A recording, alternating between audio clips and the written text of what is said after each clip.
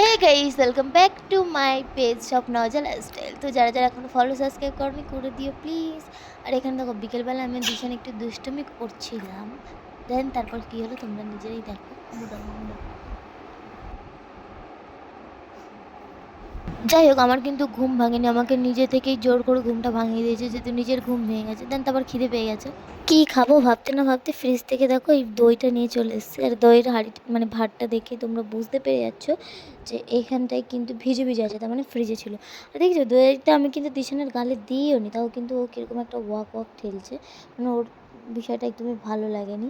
তো ওর গন্ধতেই ও ওরম করছিল, জন্য আর গালে দিলাম না, ওকে সরিয়ে দিলাম। আর এখানে আমি দেখো দইটা টুকটুক করে খাচ্ছিলাম। এই দইটা আর দুটো পেস্ট্রি তোমাদের দাদাভাই আমাকে এনে দিয়েছিলো, যেহেতু অনেকদিন ধরে বলছিলাম টক দই আর দুটো পেস্ট্রির কথা বলেছিল। তো যাই হোক, এখানকার টক দইটা না আমার ততটা কীরকম একটা ভালো লাগে না, জানো। আমাদের গ্রামের টক দইটা কত সুন্দর, মানে এটা টক টক ফ্লেভার আছে। আর এখানকার টক দইটা কীরকম জানি একটা মিষ্টি মিষ্টি ফ্লেভার আছে, টক দই খালি নামেই। তো যাই হোক, এটা আমার নিজস্ব মতামত। তো আমার মনে হয় মিষ্টি দই নাম রাখলেই পারতো। এখানে আমার খাওয়া হয়ে যাওয়ার পরে দিশানকে কীভাবে জ্বালাচ্ছি দেখো, ওকে যেই দইটা নিয়ে যাচ্ছি পালাচ্ছে। পালাচ্ছিস কেন? দাঁড়া দাঁড়া দাঁড়া, পালাইছি কেন? দাঁড়া দাঁড়া দাঁড়া।